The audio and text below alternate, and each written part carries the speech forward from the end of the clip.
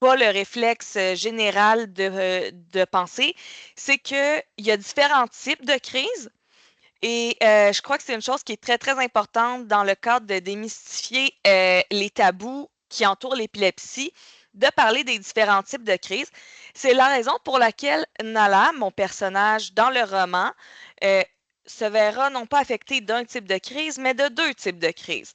Les crises nocturnes dont je vous parlerai tantôt et le typique crise convulsive pour faciliter un peu la vision du lecteur, l'image lors de la crise, car c'est quand même la vision qui est le plus répandue.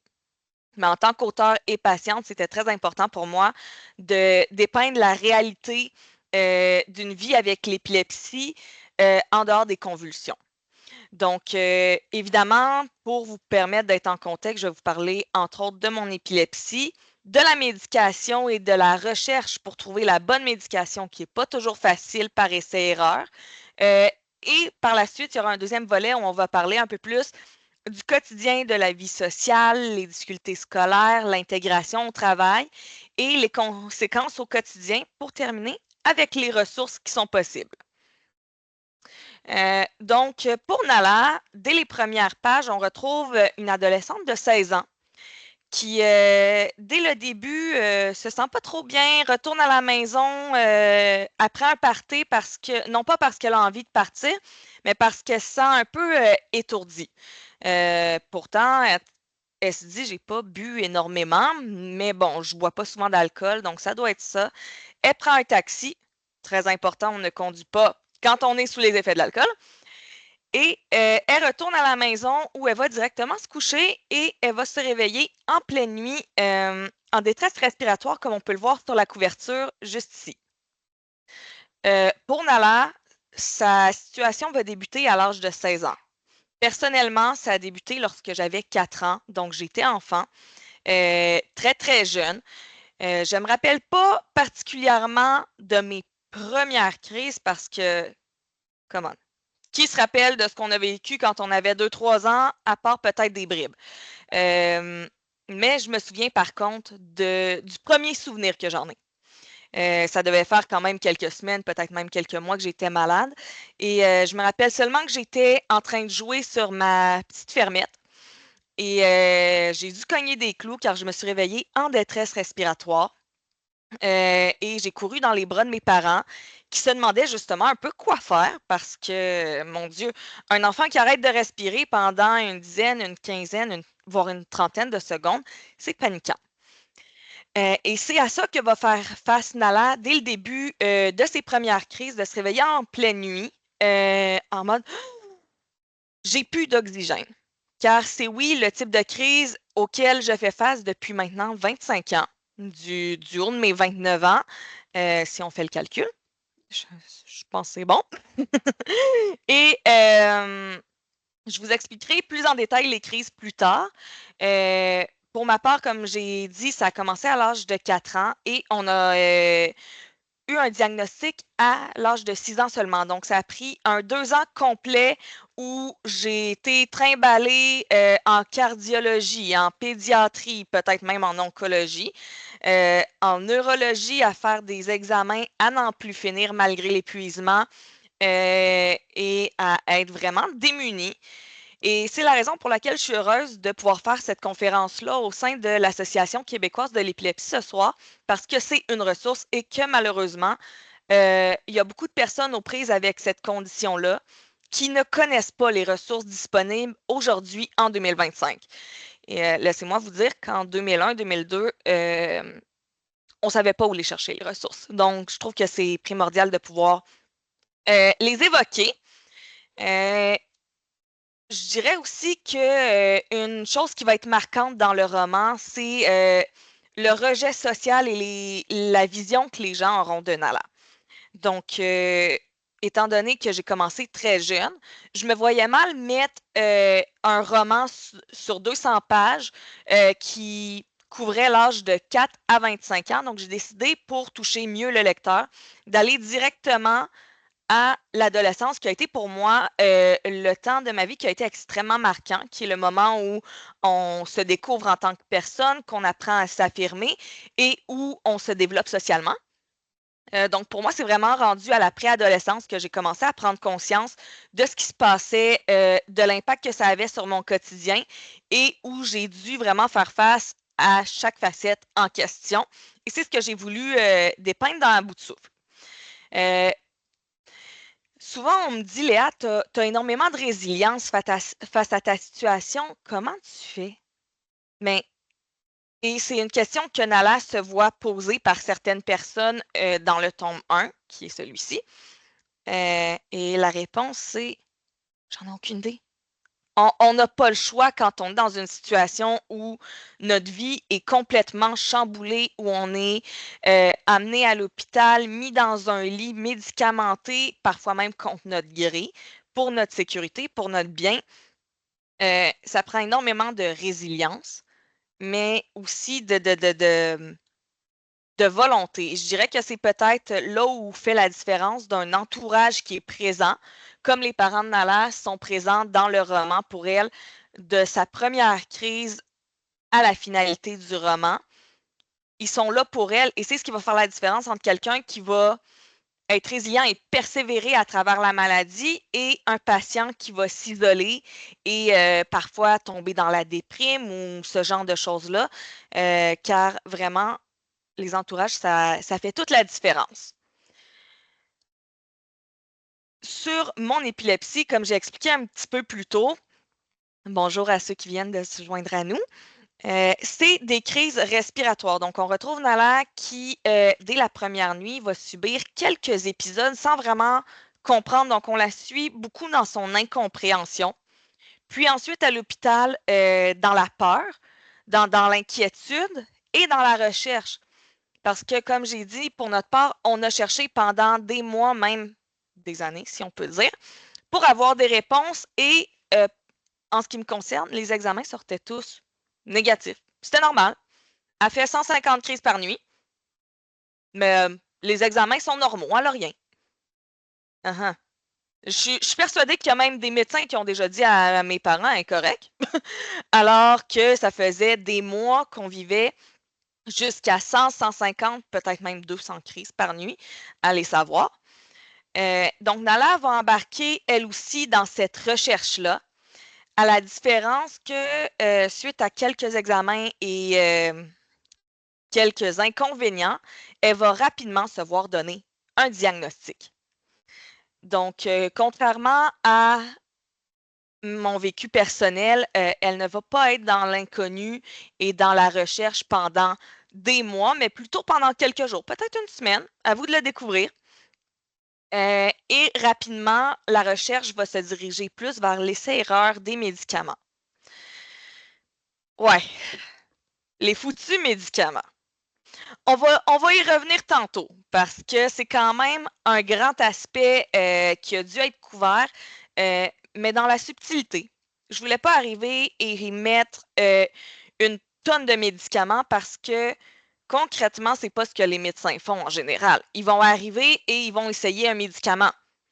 Ça marche pas, on va jouer sur la posologie. Ça marche toujours pas, on va l'enlever, on va en essayer un autre. Donc, je voulais pas arriver et lui mettre directement 7 médicaments différents.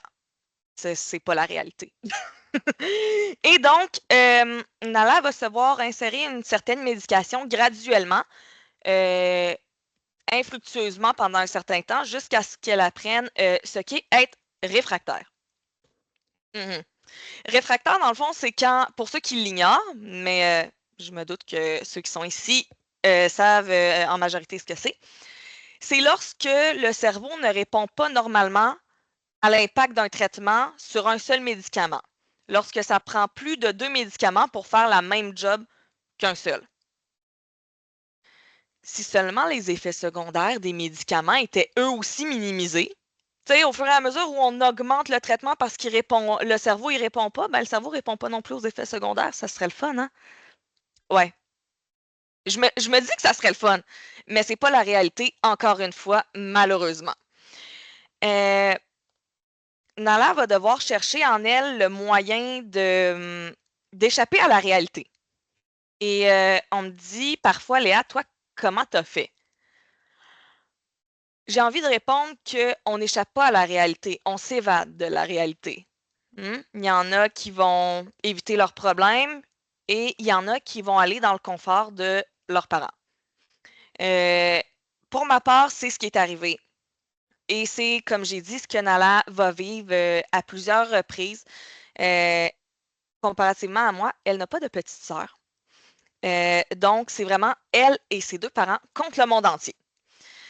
Car dès le début, sa vie vole en éclats. Le garçon qu'elle a commencé à avoir va s'éloigner d'elle. Ses amis vont arrêter de lui répondre dans ses messages ou ses appels. Et dès son diagnostic, elle va se retrouver un petit peu mise à l'écart, sans nécessairement être dans le rejet, mais somme toute se sentir un petit peu toute seule. Et tout comme moi, elle va pouvoir compter sur le soutien de sa famille, de sa maman qui va pouvoir l'écouter tout le temps, jouer avec elle, comme moi. Mes parents, ça a été mes confidents, ma sœur aussi. Et tout comme moi, le papa de Nala va tout faire pour aller la défendre contre vents et marées. Et la mère de Nala va vraiment tout faire pour aller lui chercher l'aide scolaire dont elle a besoin, quitte à faire venir des gens à la maison en dehors des cours. Et c'est là où j'insiste sur le fait qu'un bon entourage ouvert et soutenant vient faire toute la différence. Euh, donc, quand on me dit comment tu as échappé à la réalité, ben, j'ai pas échappé. J'ai évadé. De par ma petite sœur qui, avec 5 ans de différence, sautait parfois dans le lit quand je me réveillais d'une sieste avec ses Barbies pour dire est-ce qu'on peut jouer maintenant? De par mes parents qui m'écoutaient parler et radoter et re-radoter. Et un aspect qui est également extrêmement important pour Nala, c'est Walt Disney. Ça va vous paraître très, très banal. Mais pour ma tranche d'âge, j'ai grandi avec les films de Walt Disney et leur morale. Et lorsque j'étais fatiguée, allongée dans mon lit d'hôpital, c'était les histoires du livre de la jungle et de La Belle et la Bête qu'on me racontait. C'était le film de Fée Clochette, puis d'Aladin ou de Peter Pan que je regardais. Ouais, et c'est leurs encouragements et leurs valeurs avec lesquelles j'ai grandi qui dit sois courageuse, suis tes passions. Il n'en faut pas beaucoup pour être heureux du moment que tu as tout ce qui te convient. Et Nala, qui est une grande lectrice et une grande rêveuse ambitieuse, eh bien, elle aussi a cette espèce d'intérêt-là dans lequel elle va aller se réfugier dans les films, dans les histoires, dans les personnages de contes de notre enfance. Et c'est comme ça qu'elle va échapper à sa réalité en se plongeant dans d'autres réalités, dans d'autres histoires qui viennent de nouveaux univers, de nouveaux horizons. Et c'est ainsi par le théâtre, par la musique, par les histoires, tout simplement, que Nala va réussir à survivre à l'hôpital. Un peu comme moi, car souvent à l'hôpital, le temps peut être très, très long. Et c'est important de, chose que j'ai apprise avec les années, s'amener des divertissements. Chose que Nala ne sait pas au départ. Elle part pas de chez elle en pleine nuit à l'urgence en se disant OK, j'amène 3 livres, 5 jeux de société, puis 10 snacks au cas où je reste plus longtemps. Non. Ses parents la prennent en pyjama, puis on s'en va à l'urgence et on ne sait pas ce qui nous attend. Donc, au fil du temps, après avoir fait ses exercices scolaires dans son lit d'hôpital et après avoir tenté de faire une énième sieste sans succès, ben c'est là-dedans que Nala va s'évader en rêvant de peut-être un jour réaliser ses rêves à elle. Parce que à 4 ans, ça remet la vie d'un enfant au complet en jeu. Mais quand tu as 16 ans et que tu te réveilles un jour, là, après avoir vécu, tu sais pas quoi encore, à découvrir une nouvelle condition de santé, mais que tu as eu 16 années de ta vie à la poubelle. Ouch! Must be rough.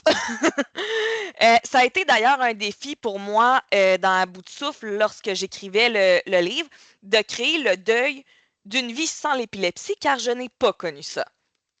Et je me rappelle d'un passage en particulier où Nala est dans l'espace de jeu du Children's avec ses trentaines d'électrodes sur la tête. Et il y a juste une vitre le long du mur et elle fait juste regarder les passants dehors en se disant Hey, si j'avais su la chance que j'avais d'être libre, je l'aurais tellement plus apprécié. Donc, à travers ce petit passage-là, ça démontre un peu la manière dont la maladie peut venir changer la vision de la vie auprès des patients et de leur entourage. Comment on peut apprécier chaque petit moment différemment. Parce que je pense que quand on a tout cru dans le bec, les bonnes notes, les amis, la facilité dans les loisirs, on apprécie la vie, mais pas pleinement. Donc, au lieu de me dire je suis privée de tout aujourd'hui, je me dis je vis différemment à ma manière. Et c'est peut-être l'apprentissage à travers beaucoup de difficultés que Nala va devoir faire, car c'est pas juste sa santé qui va être affectée, ça va être aussi la vision que les gens ont d'elle et la vision qu'elle a d'elle-même. Et comment accepter ce qu'on n'a pas demandé à travers ce qu'on croit être le plus laid de nous-mêmes, alors que c'est peut-être pas le cas. Euh, Dans la seconde partie du livre, on retrouve une Nala qui revient à la maison, fatiguée, déboussolée, et avec beaucoup d'effets secondaires qui peut-être connaîtra pas son reflet dans le miroir parce que du jour au lendemain, elle passe d'une fille vivante à une jeune fille cernée, un petit peu plus au ralenti, qui va devoir étudier 3 fois plus que la moyenne pour espérer peut-être avoir un 60%. Et en plus, ben, elle vient de traverser plusieurs semaines à l'hôpital sans signe de vie de certaines personnes de son entourage social. Alors, ce que j'amène ici, c'est comment on peut faire notre place dans la vie quand on peut compter que sur soi-même. Et quand les gens sur qui on croit qu'on peut compter nous laissent tomber. Ils sont où nos repères à ce moment-là? Parce que c'est quand même censé être les gens à qui on peut aller parler, auprès de qui on peut pleurer. Ben, ça crée de l'isolement. Oui, beaucoup d'isolement. Et même si Nala aime bien être seule de temps à autre, à un moment donné, nos livres, on les a tous lus, là. Ben, on les a finis. Et oui, il y a des centaines de livres par année qui sortent dans les librairies, mais le portefeuille, il n'est pas tout le temps. Et donc, à un certain moment, je crois que Nala va rester forte beaucoup. Elle va oser faire face au changement relationnel et à la nouvelle vision que les gens auront d'elle sans vraiment savoir de quoi ils parlent parce que justement, les visions sont erronées. On dit épilepsie, les gens pensent à quelqu'un qui tombe à terre, qui convulse. Non, c'est pas nécessairement ça. Ils pensent à des gens handicapés, mais pas à l'œil nu. Donc, il faut apprendre à défaire ces mythes-là, ces fausses croyances-là, et à être fort, pas juste pour les autres, mais aussi pour nous-mêmes. Pendant longtemps, Nala va être forte pour essayer de récupérer son entourage, pour récupérer ce qu'elle a perdu, et pour ses proches, pour ses parents, parce qu'elle se dit, mon Dieu, ils sont tellement présents pour moi, je ne peux juste pas les laisser tomber et m'effondrer. Mais qu'est-ce que ça donne quand on est fort pour les autres et non pour soi-même? Ça peut donner certains breakdowns. Hmm? On a tous des moments de blues à travers la maladie. Qu'on soit fort ou non, c'est humain. Et je me rappelle de ce moment où Nala réalise que sa vie ne reviendra plus jamais comme avant. Et où elle réalise que toutes les difficultés qu'elle découvre les uns après les autres, après les autres, après les autres, ben c'est là pour rester et elle se dit maudite foutue maladie et elle souhaite seulement jeter tous ses pots de pilules dans la toilette. Et puis là, elle réalise, parce qu'elle pourrait le faire. Je pourrais aller jeter mes médicaments. Je les aurais pu, les effets d'épuisement, les difficultés à me rappeler de ce qu'on m'a dit il y a 5 minutes. J'aurais pu non plus le ralentissement, l'engourdissement et ce que j'appelle des journées zombies. Ça, c'est quand, à mon sens, je me réveille le matin et je sens déjà mes yeux là, tout petits en amande qui picotent et je sais que mon cerveau est déjà tout engourdi et que juste me lever est un défi. Juste marcher, c'est plus lent que d'habitude et je sais déjà que je pourrais essayer de faire toutes les tâches possibles au travail. J'en finirai pas une parce que c'est juste une journée où la médication frappe plus fort. Et Nala réalise ça parce qu'elle n'a jamais eu de médicament. Rappelez-vous, au début du livre, là, elle était en parfaite santé. Pauvre Nala, avec combien de médicaments elle va se retrouver? Et on sait que les listes d'effets secondaires individuels de chaque médicament sont longues comme celles du Père Noël. Non seulement il y a l'effet de fatigue, il y a de la mauvaise humeur où parfois tu reconnais plus ton enfant tellement il va se mettre à crier, à pleurer pour rien, à devenir peut-être agressif. Ça vient parfois faire prendre la prise de poids, ça cause du tartre, ce qui implique plus de rendez-vous chez le dentiste. Les effets secondaires sont infinis et j'aurais pu tous les mettre, mais à elle seule, ça aurait fait un livre. Il aurait fallu comme un petit livret informatif à côté juste pour les effets secondaires. Je ne suis pas allée jusque-là quand même, mais en plus de devoir accepter un diagnostic dont elle n'a jamais voulu, parce que qui aurait voulu ça? En plus d'accepter qu'elle se réveille en difficulté respiratoire toutes les nuits, pendant un nombre infini, que ce soit 30, 60 ou 150, tôt ou tard, elle continue de se réveiller sans jamais pouvoir dormir, sans jamais pouvoir se reposer, sans jamais ne plus avoir peur de faire des crises en pleine nuit. Parce que le SUDEP, mort soudaine en épilepsie, c'est quelque chose qui existe. Évidemment, ça arrive plus souvent quand on ne prend pas un traitement de manière continue et c'est assez rare. Mais c'est quelque chose qui existe. Et la belle Nala, quand elle se voit donner un diagnostic, ben, elle a la brillante idée, qui est surtout un réflexe qu'on aurait tous, d'aller consulter le Je sais tout sur tout d'Internet. Évidemment qu'elle part en peur, la pauvre, elle vient de se faire donner un diagnostic et elle va lire une quantité improbable de choses sur l'épilepsie.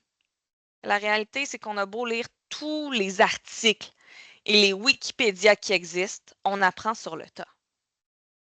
Que ce soit sur les types de crises, sur les morts subites en épilepsie, que ce soit sur les effets des médicaments et les changements que ça amène dans notre vie d'un patient à l'autre, c'est toujours différent.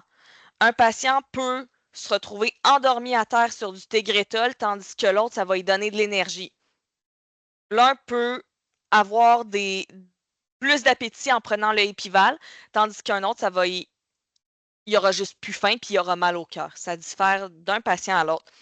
Et donc, en plus de s'adapter à cette espèce de réalité-là, elle va aussi devoir s'adapter à tous ces effets secondaires-là et confronter son quotidien à l'école tel quel. Elle qui n'avait pas souvent à étudier pour réussir un examen, ben, elle va se retrouver dans une réalité où passer de 75% à 32%, ouch. Et c'est là où les parents de Nala vont se dire, on ne laisse pas notre fille se planter et, bien malgré elle, ses parents vont embaucher un tuteur. Ben oui, le soir après l'école, puis une journée de fin de semaine. Parce que si c'est ça qu'il faut, ben c'est ça que ça prendra. Et donc, c'est bien malgré elle qu'elle finit par accueillir Éloi, un jeune de peut-être 4-5 ans environ plus vieux qu'elle, qui vient tout juste de finir ses études comme professeur et qui a une étrange manière de la saisir. Pour la première fois depuis son diagnostic, il la regarde pas comme une patiente ou comme un problème à régler, mais comme une personne. Et il va aller même jusqu'à l'écouter et la faire rire. Au début, évidemment, Nala, qui a perdu tous ses amis, va s'en méfier. Peut-être même le rejeter ou pas. À vous de le découvrir. Mais Éloi va refuser de partir. C'est nouveau, ça. Et au début, elle va se dire, oui, mais tu as été embauchée pour me faire réussir mes études. Tu n'as pas le choix de rester. Mais il n'est pas impossible qu'Éloi pose des actions qui ne rentrent pas nécessairement dans le cadre de ses fonctions de tuteur. Et c'est peut-être ce qu'elle aura besoin pour se dire, c'est nous contre le monde. En sachant que après les insultes à l'école, après les regards de jugement des professeurs qui disent qu'est-ce que tu fais encore dans la classe, ben, il y a Éloi qu'elle va voir demain soir et elle peut lui écrire quand elle le veut. Et malgré elle, il va finir de manière beaucoup plus présente qu'elle l'aurait voulu. Pas de manière romantique, par contre. Donc, si vous avez un point d'interrogation dans la tête, vous devez lire le livre pour comprendre de quoi je parle. Et comme j'ai déjà évoqué, Nala va devoir faire face au apprendre pour ne rien retenir, retenir pour réussir et réussir pour survivre. Ouais, apprendre parce que tu n'as pas le choix si tu veux pas être la loser de l'année qui va doubler son secondaire. Retenir parce que tu n'as pas le choix de réussir, mais réussir pas parce que tu t'es dit « Hey, cette année, je réussis mon secondaire », mais parce que tu n'as pas le choix. Nala va faire face non seulement à beaucoup de difficultés d'apprentissage, de perte de mémoire à court et moyen terme, de la fatigue qui va faire en sorte qu'elle va peut-être s'endormir en classe, peut-être qu'elle va avoir aussi des malaises à l'école avec toute cette médication-là, cette nouvelle situation-là qu'elle ne comprend pas à 100% elle-même. Et ben, à travers ça, il y a des gens qui, peut-être par mauvaise volonté, mais peut-être aussi par mauvaise information, voudront plus faire équipe avec elle. Des gens qui avaient toujours été bien sympathiques voudront pas que ça vienne supposément affecter leurs notes. D'autres auront plus de cran pour aller lui dire directement ce qu'ils pensent, que ce soit t'arriveras à rien, t'es pas intelligente, malade mentale. Elle va toutes les vivre. Et on en revient encore à l'isolement et au rejet social qui va être très, très présent. Et chaque jour, Nala va avoir le courage de se lever et de tenir tête à ces personnes-là, pas nécessairement en répondant, mais en refusant d'embarquer dans leur jeu. C'est tough. C'est très tough. C'est très difficile, mais si c'est ce que ça prend pour survivre. Jusqu'au jour où elle aura peut-être plus le choix. Peut-être qu'elle va devoir emprunter la voie un peu moins pacifique. Je dirais peut-être passif-agressif. Disons ça comme ça. Et où elle va réaliser que survivre malgré les crises, c'est peut-être pas si pire que ça. Où elle va graduellement apprendre à prendre les petites victoires de tous les jours comme étant des réussites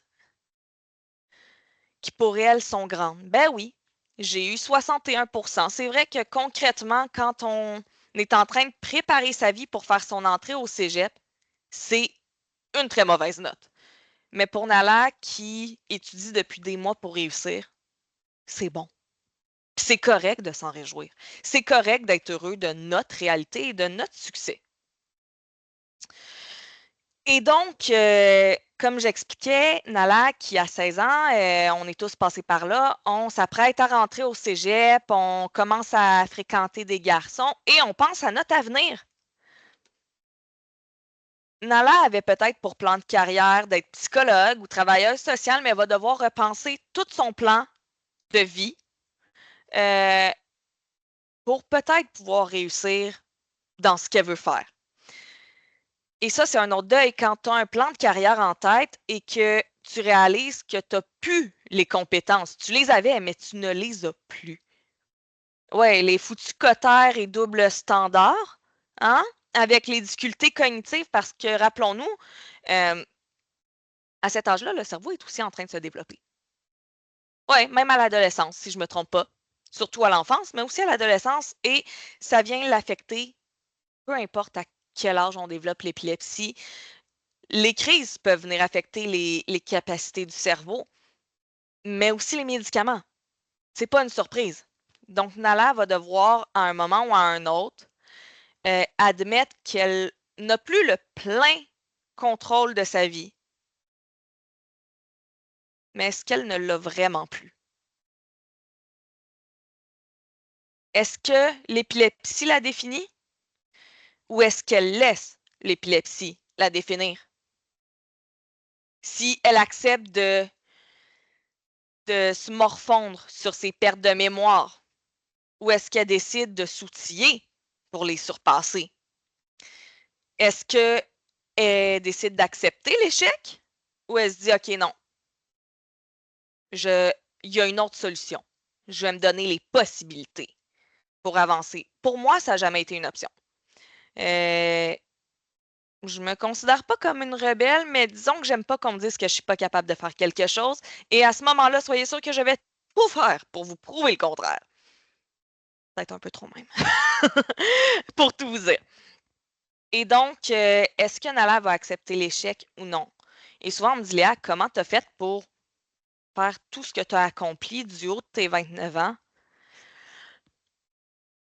Ben, j'ai refusé d'écouter ce que les gens m'ont dit.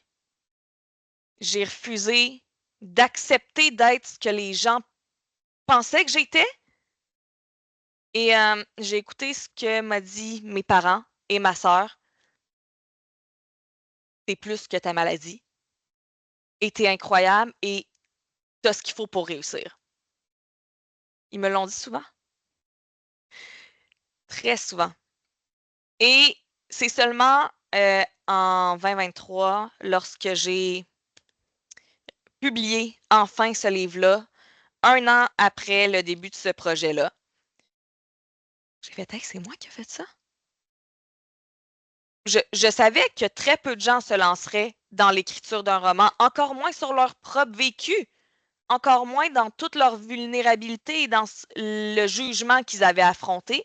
Et je savais que moi, j'avais eu le courage de le faire. Mais il y a une différence entre le savoir et le tenir entre ses mains. Comment l'épilepsie m'a amené au succès?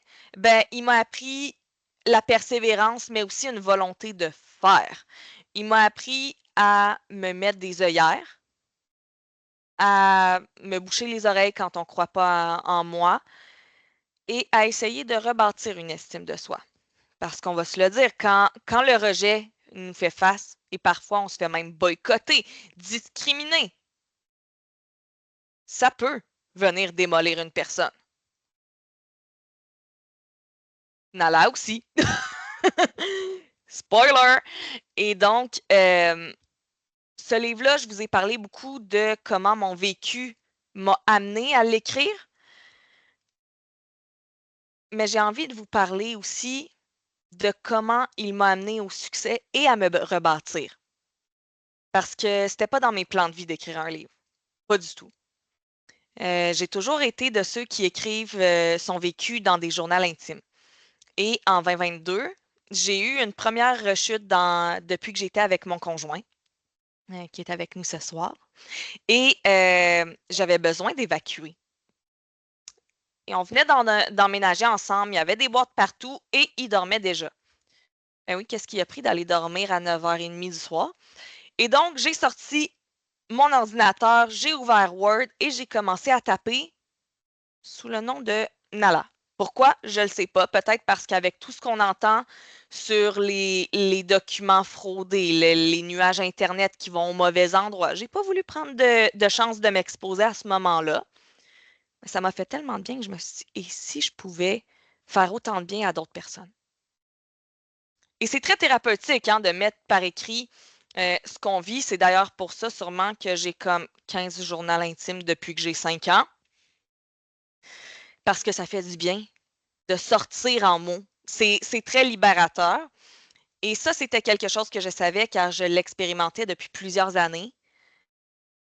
Et quand je l'ai mis sur des mots fictifs, ça l'a ôté une autre brique de mes épaules et je me suis dit, hey, il n'y en a pas de livre sur l'épilepsie. Mais je le sais, je sais pas on est combien, mais clairement, je suis pas toute seule. What if si j'écrivais le livre que j'aurais voulu lire à l'adolescence? Et c'est comme ça qu'est née Nala. Et dans son parcours, du haut de ses 16 ans, Nala va finir par vouloir se trouver un petit travail à temps partiel. Pas tant parce que ses parents ont besoin d'argent ou parce qu'elle a l'énergie de le faire, mais parce qu'elle veut se montrer qu'elle peut le faire. Qu'elle maîtrise encore un petit peu les choses parce qu'elle n'est pas dans l'acceptation totale. Hein. Tout ça se passe sur peut-être un an et demi. C'est pas beaucoup pour accepter tout ça. Donc, elle, fatigue, pas fatigue, c'est pas grave, je m'en vais porter mon CV et elle va cogner un nouveau mur. Celui de la discrimination au travail. Je suis sûre que ceux qui ont des proches qui conjuguent avec l'épilepsie l'ont déjà affronté. Peut-être même que vous vivez vous-même avec l'épilepsie et que vous vous êtes déjà fait mettre en dehors de votre job. Ouais. Les petits commentaires remplis de sous-entendus. Les, les renvois déguisés aussi, hein? Ouais, t'as un petit malaise au travail, là, t'as le petit shaky, puis ton boss te voit, puis le lendemain matin, il t'appelle dans le bureau, puis il dit on doit te renvoyer, on a besoin d'un nouveau temps plein. Oui, mais c'est parce que je suis pas la dernière temps partielle arrivée, là. Il y en a 2 autres après moi. Ouais, mais non. On sait tous ce que ça veut dire. Et au travail, par-dessus tout, je trouve, il y a souvent une peur du jugement et on essaie de camoufler nos manquements. Quand on est à l'école, ça va tellement vite et on n'a pas le temps de réaliser pleinement tous nos manquements. À l'âge adulte, par contre, oui. C'est ce que je réalise beaucoup depuis quelques années, les défis que ça implique. Parce que plus jeune, quand moi j'avais l'âge de Nala, je me disais, damn, une fois que j'aurai fini le secondaire, c'est terminé.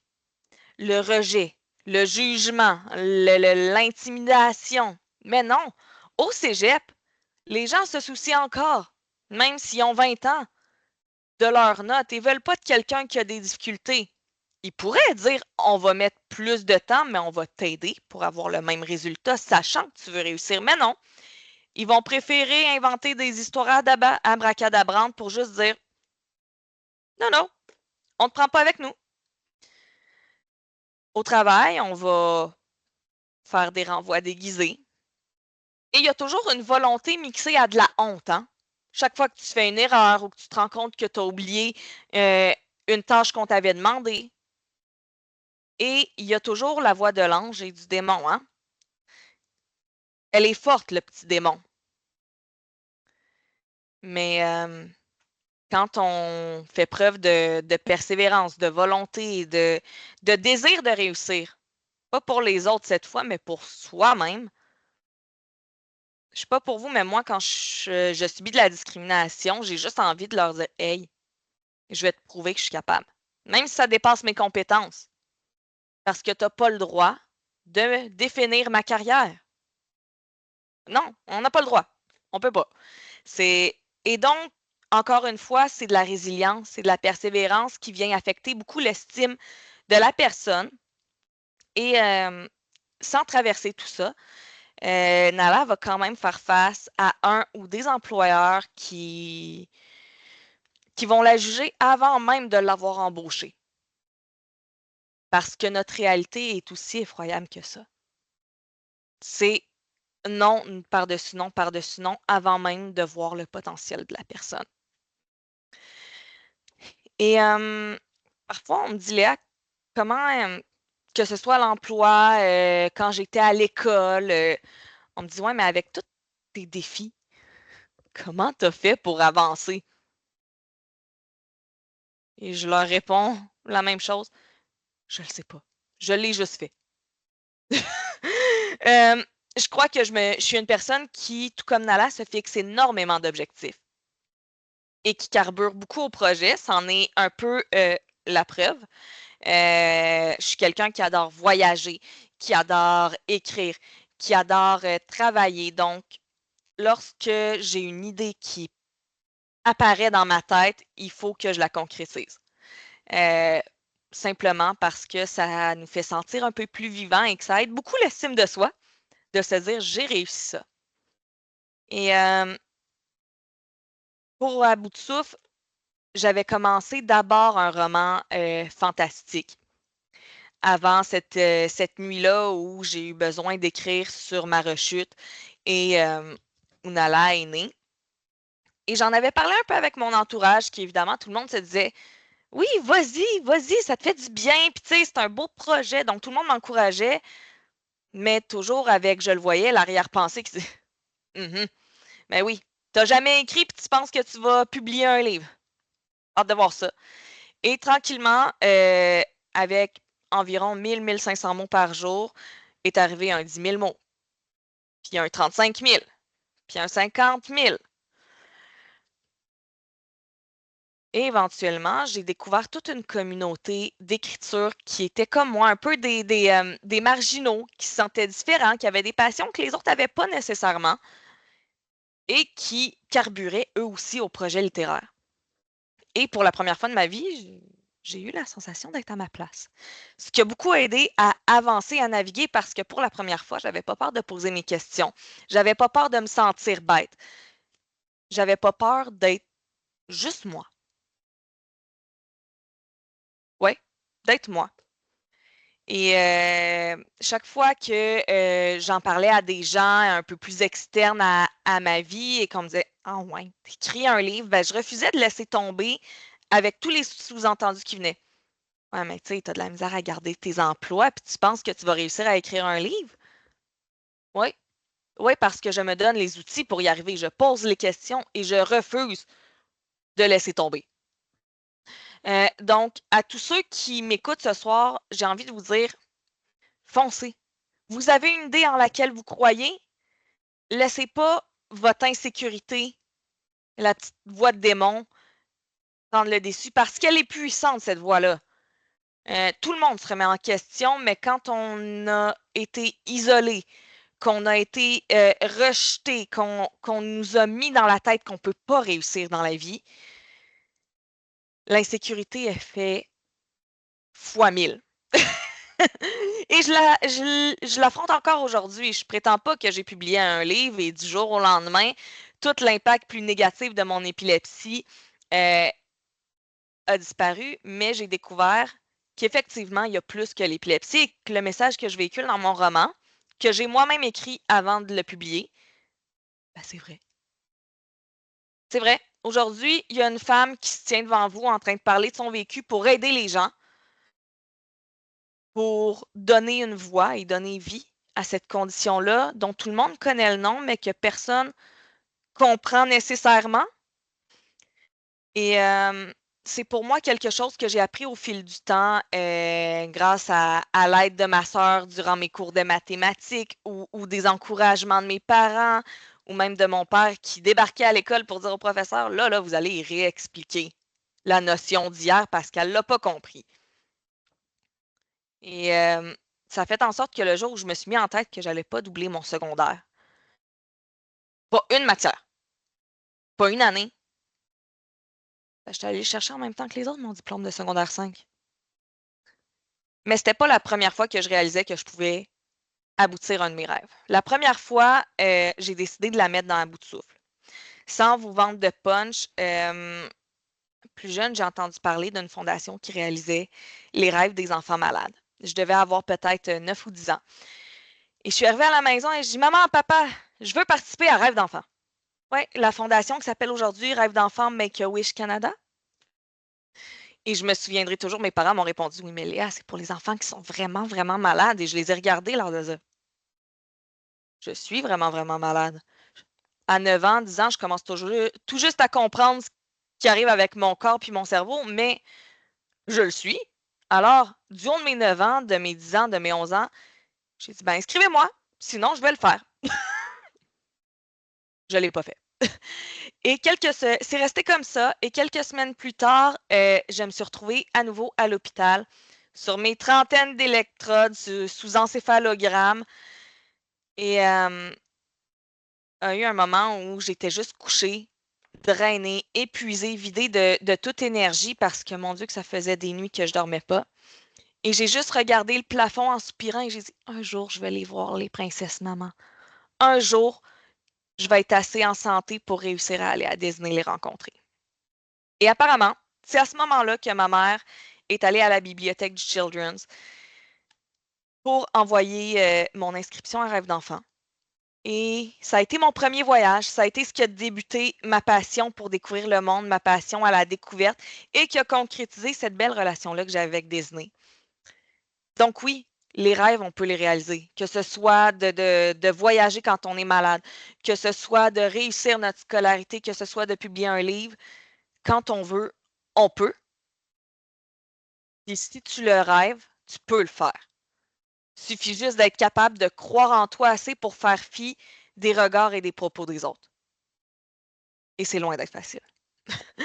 Car notre épilepsie a des répercussions au quotidien, que ce soit contrôlé ou pas. Que ce soit les difficultés d'assimiler des informations, que ce soit des troubles d'élocution ou peut-être même d'audition, hein, ça arrive, et d'avoir la crainte toujours constante de perdre ce à quoi on tient, que ce soit des amis, que ce soit un travail, que ce soit nos bonnes notes à l'école, parce que, oh, comme par miracle, depuis 2 semaines, je suis bien plus allumée qu'avant. Et pouf, la fatigue revient et puis, ciao. Il y a toujours cette crainte-là de perdre ce à quoi on tient et d'être trop épuisé pour arrêter de persévérer. Mais je pense que pour certains, c'est impossible malgré les nombreux effets secondaires des médicaments. Tu peux pas arrêter de vouloir réussir, que ce soit parce que tu refuses de laisser aller tes rêves ou simplement parce que tu as décidé de faire honneur à ceux qui sont là avec toi, mais de te faire honneur aussi à tous les combats que tu as menés. Et ça, c'est une chose à laquelle je crois sincèrement. Quand la vie met des défis sur ton chemin, ben, ça te le rend tôt ou tard, mais c'est à toi de te permettre de le rendre. Et j'ai envie de vous dire ce que ça m'a amené aujourd'hui. Parce que oui, il y a eu une certaine libération en écrivant à bout de souffle.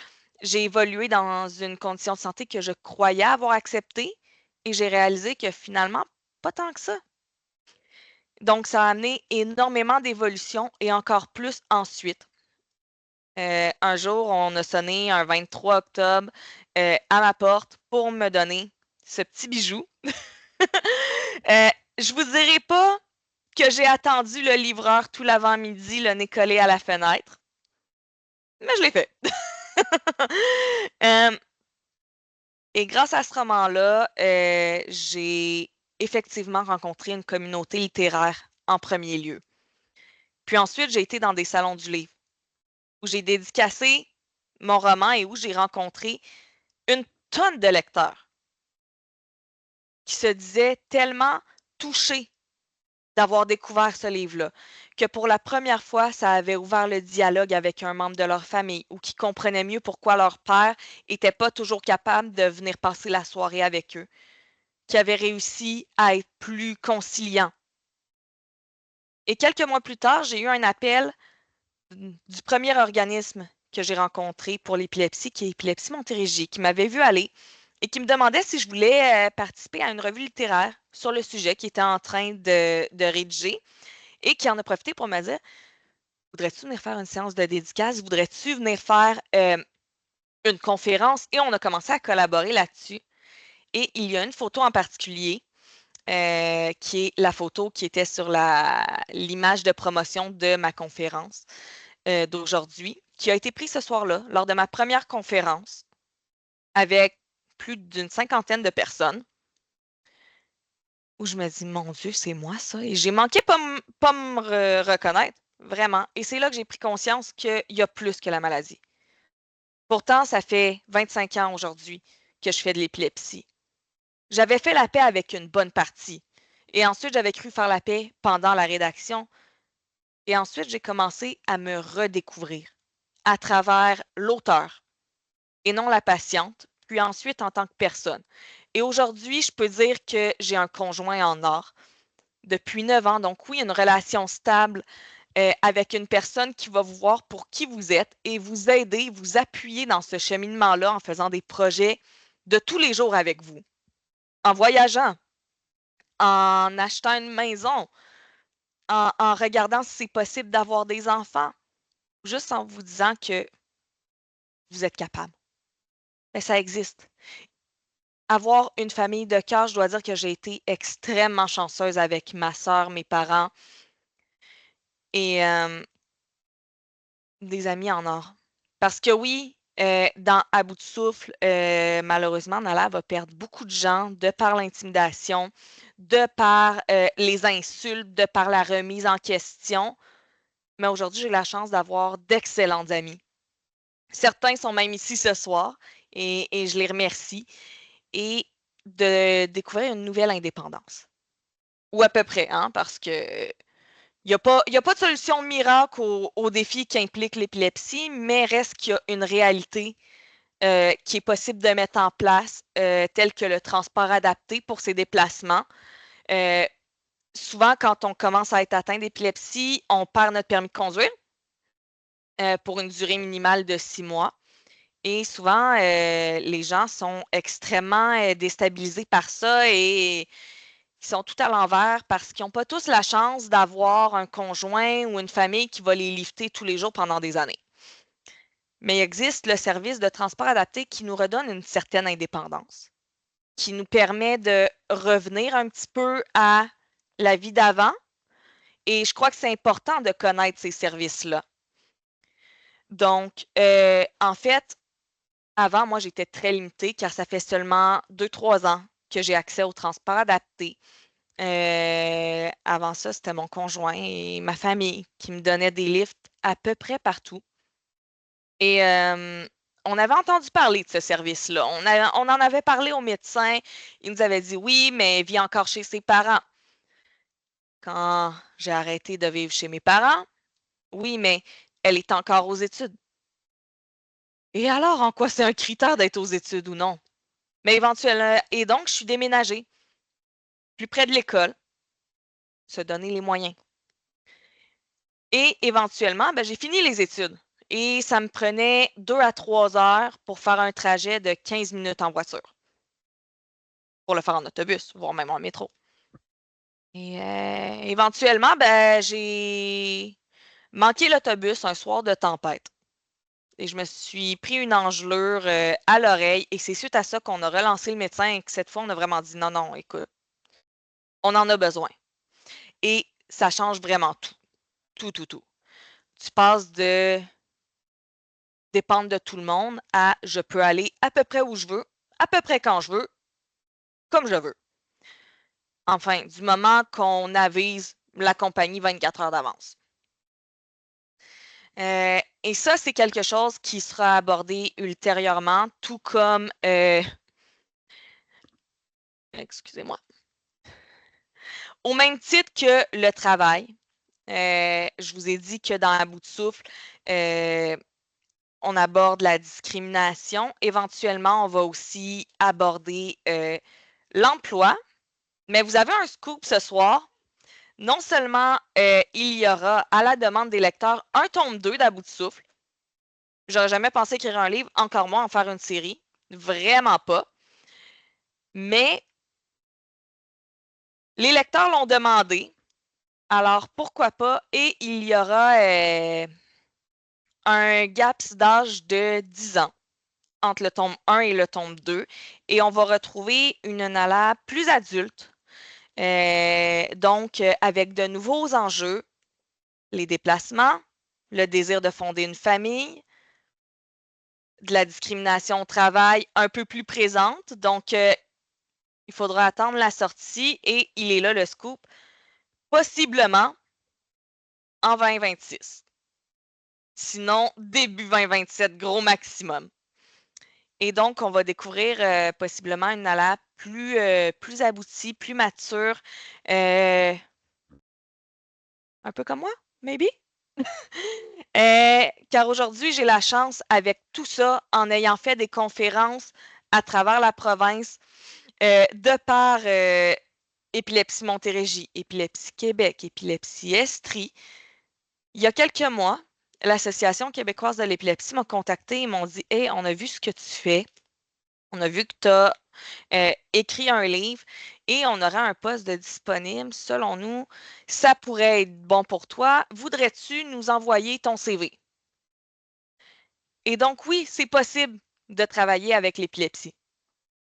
C'est même plus que possible en ayant des opportunités d'évoluer et de grandir professionnellement et personnellement. Ça exige énormément d'efforts, même aujourd'hui. C'est pas parce que je suis dans un organisme qui travaille pour la cause que les défis sont moindres. Au contraire, car je veux être à la hauteur pour eux comme pour moi. Mais c'est en faisant des conférences comme ce soir où je me suis su sur mon X il y a 2 ans. Et grâce à des personnes de cœur qui sont ouvertes d'esprit et très compréhensives, j'ai la chance de ne pas avoir à me cacher ou avoir honte de mes difficultés. Et ça, c'est quand même merveilleux. Donc, j'en suis extrêmement reconnaissante car j'ai longtemps rêvé d'un jour trouver l'endroit où je pourrais m'épanouir professionnellement, chose à laquelle Nala va beaucoup aspirer dans le tome 2. C'est vrai, dans le fond, pourquoi rêver quand on peut le réaliser? C'est d'ailleurs ce que Nala a fait dans le livre lorsqu'elle a voulu partir avec Rêve d'enfant et elle a dit à sa mère à peu près la même chose que j'ai fait. Si tu le fais pas, moi je vais m'inscrire parce que je sais que je réponds aux critères. La différence, c'est que Nala est en âge de le faire. Et comme on la connaît, ben, elle va aller au bout de ses rêves parce que c'est ce qu'on fait. Et donc, j'en arrive à la troisième partie de la conférence qui a été pourquoi me tourner vers l'écriture. Je l'ai déjà dit, simplement parce que ça a énormément de bienfaits sur soi-même. C'est une manière de faire la paix avec ma santé et ça amène une certaine reconstruction de toi car forcément, euh, si ton personnage est blessé, il doit se guérir tôt ou tard.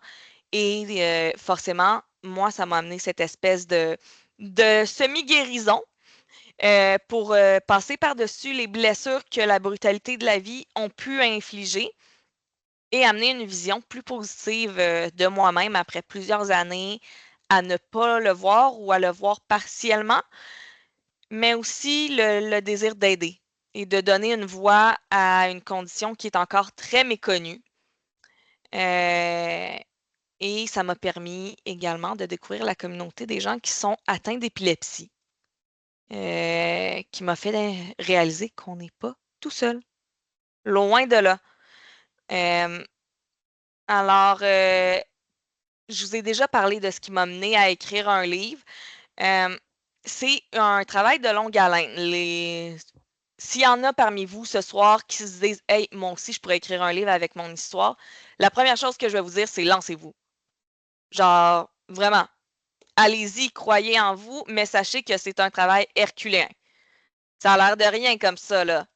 Mais c'est beaucoup d'assiduité, ça demande beaucoup de lecture, de relecture, de correction, de remise en question de ton personnage. Donc, il faut énormément de volonté et ça peut aller sur plusieurs années. Toute ma famille m'a toujours soutenue dans ce projet-là sans même savoir ce que je faisais, car très franchement, personne ne l'a lu avant qu'il soit édité. Personne. Et tout mon entourage me disait Oui, mais je pourrais lire juste quelques pages et je leur répondais Non, non, c'est mon projet, ça m'appartient, vous n'allez pas l'influencer. Et comme je le disais, c'est un travail de longue haleine qui amène plusieurs défis, entre autres, comment trouver la bonne maison d'édition. Pour ceux qui ne sont pas familiers avec le domaine du livre, il y a ici l'auteur, et il y a la maison d'édition qui accepte de croire en ton histoire, qui va faire la mise en page et faire imprimer le livre pour l'envoyer dans les librairies. Donc, c'est toujours important quand on écrit un manuscrit de trouver la maison d'édition qui va être assez intéressée pour vouloir investir. Il faut que ça aille souvent dans les mêmes valeurs que nous et que ça aille dans le même sens. Si, par exemple, je trouve une maison d'édition qui écrit du fantastique, je ne vais pas leur envoyer une histoire en lien avec l'épilepsie. On est d'accord. Un autre défi, c'est de mettre assez d'émotion.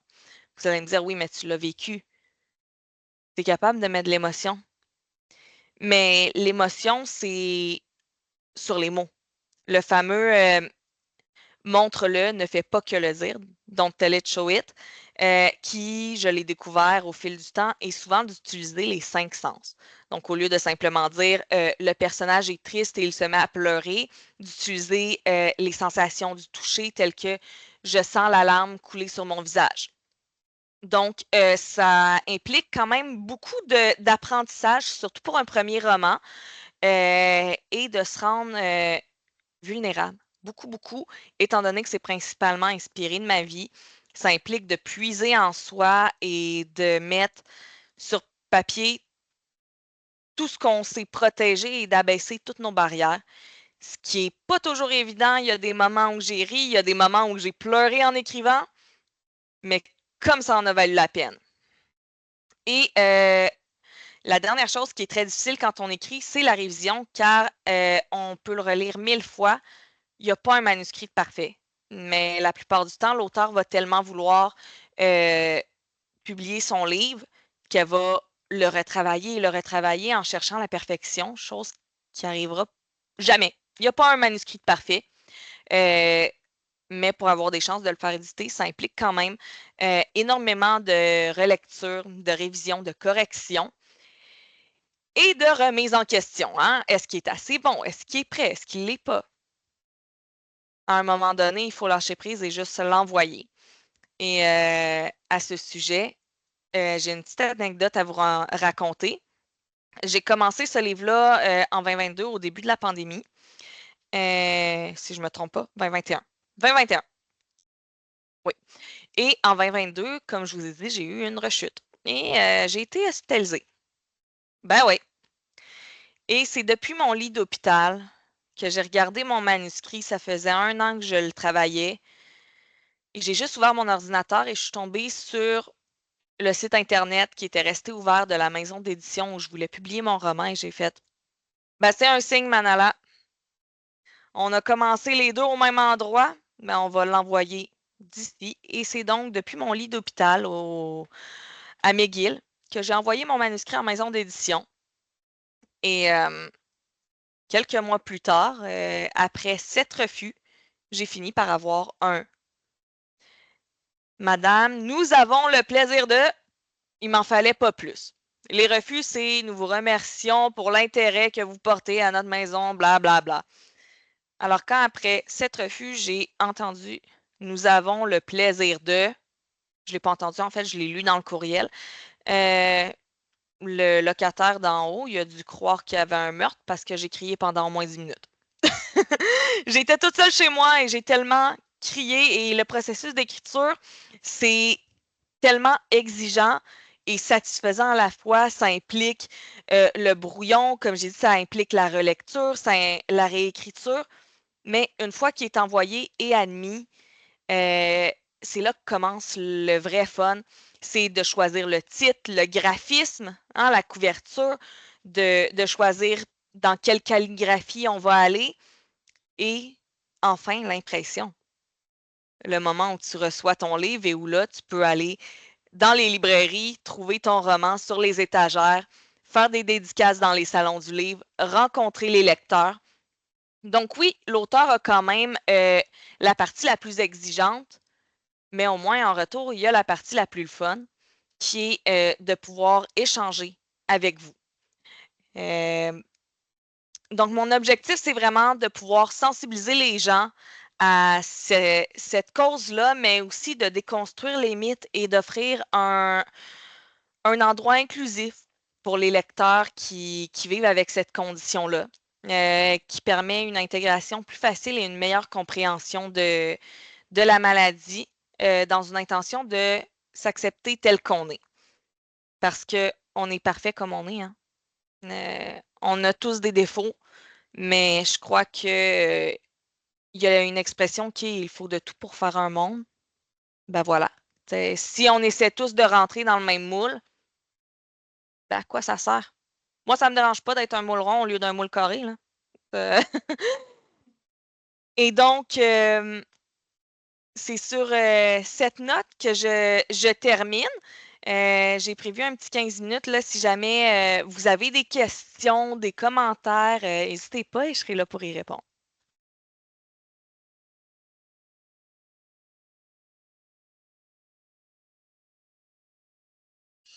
Félicitations. Merci, merci. Je me demandais combien de temps en tout et partout tu as vraiment investi sur l'écriture, la production, la mise en marché et tout ça, là, sans compter les temps que tu n'étais pas dedans, que tu t'en occupais pas, là, mais du jour où tu as commencé à écrire au jour où tu as eu le livre dans les mains avec vraiment tout ce qu'il y avait à faire. Là. Entre 1 an et demi et 2 ans. 1 an et demi et 2 ans de ton temps là, que tu as Oui. investi. Est-ce que tu as l'impression que ça a apporté beaucoup à ta communauté? Oui, car j'ai jamais vu un autre roman sur l'épilepsie. Il y a de la littérature médicale, mais déjà très peu. Euh, des romans sur l'épilepsie en soi, encore moins. Donc, je crois que oui, on parle beaucoup de sujets tabous comme le cancer, la dépression, l'intimidation, mais on ne parle pas d'épilepsie. Excusez-moi. Et donc, je trouvais qu'il était important d'offrir un roman où les gens qui sont intéressés par la lecture et par apprendre pourraient se retrouver. Donc oui, j'ai eu d'ailleurs plusieurs commentaires à ce sujet-là. Je vous en ai dit quelques-uns, mais entre autres, c'est un gros wow, félicitations. Lire à bout de souffle a eu un grand impact sur la vision que j'ai de moi-même et je pourrais vous en citer plusieurs autres. Donc oui, très sincèrement, je crois que ça a amené quelque chose. Sandrine? Oui. Moi, ma question, je voulais savoir, parce que bien que l'histoire de Nala. Est-ce qu'on m'entend?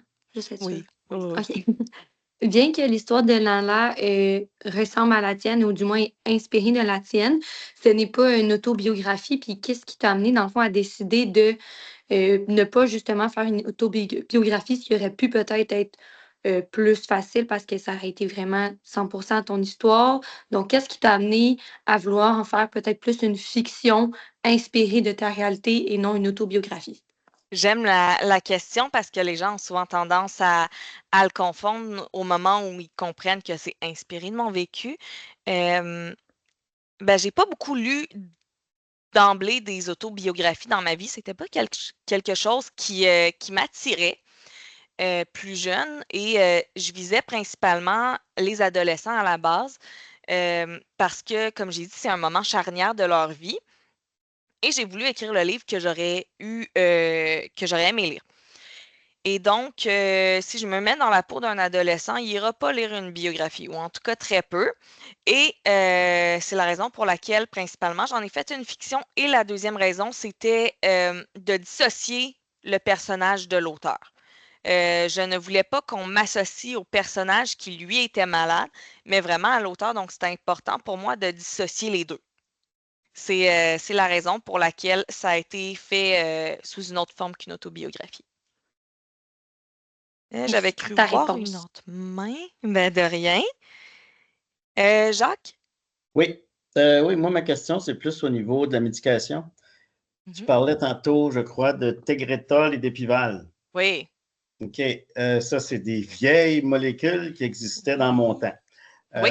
Est-ce que maintenant, il y a des nouvelles molécules qui sont beaucoup moins, tu sais, comme tu disais, ça rend zombie, ça rend un peu Mhm. gaga.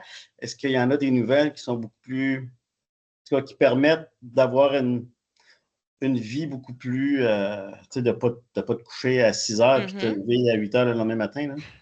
C'est Genre? super pertinent. Je peux seulement parler pour moi. Ce qu'on découvre, ce qu'on a découvert quand j'avais 17 ans, c'est qu'en réalité, c'est un gène que j'ai. Donc, ce n'est pas une masse au cerveau. Et donc, chaque médicament a sa propre molécule. Donc, ils ont une catégorie de molécules qui peut avoir plus d'impact sur un type ou un autre de crise, du moins de mon interprétation des faits et de la littérature médicale. Et donc, quand on a découvert qu'un certain type fonctionnait pour moi, on est resté dans cette branche-là. Forcément, en 25 ans, la médecine a énormément évolué. Elle a avancé aussi.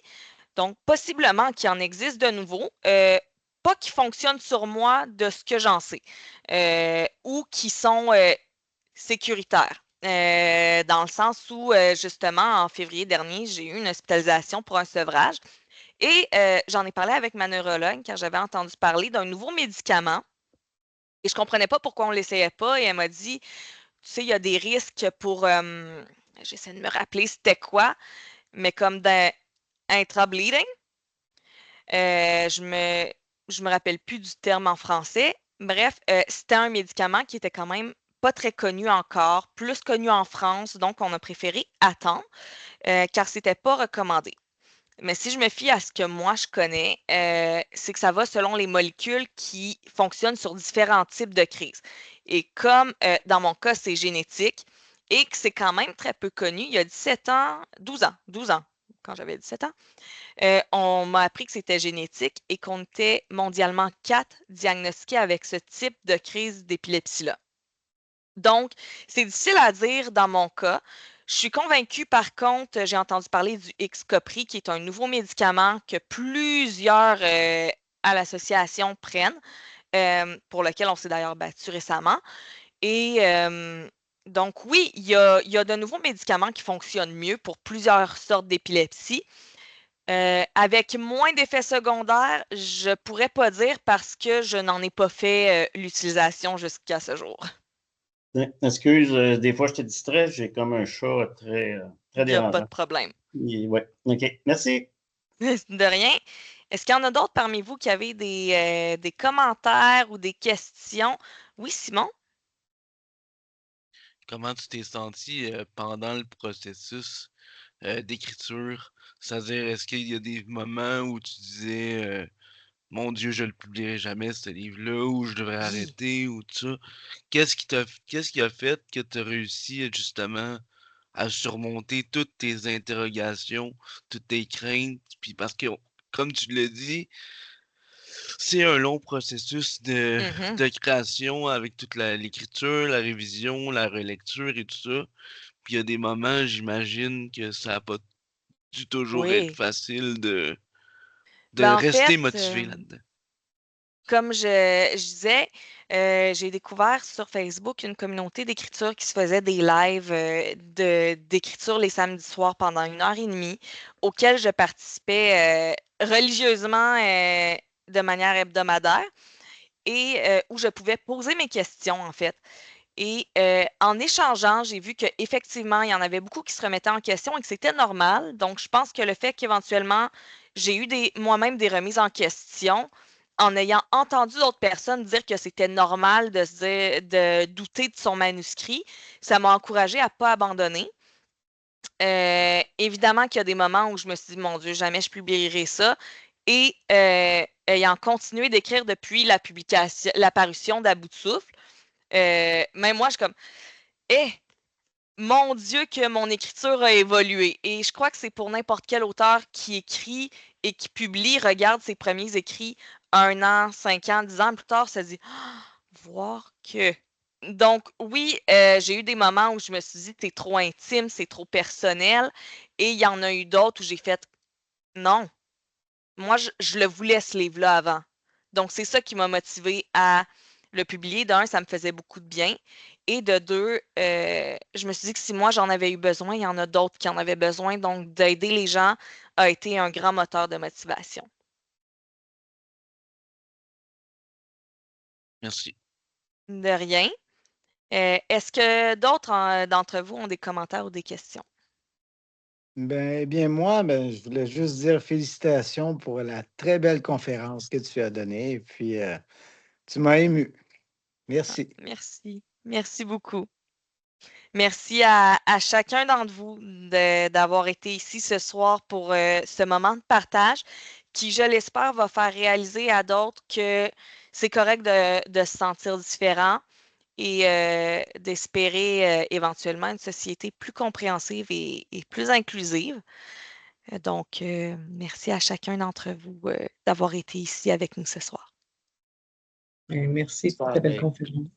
Merci. Merci, bravo pour ta conférence. Ouais. Merci beaucoup. Félicitations. Bonne Merci. soirée. À Bye. vous aussi.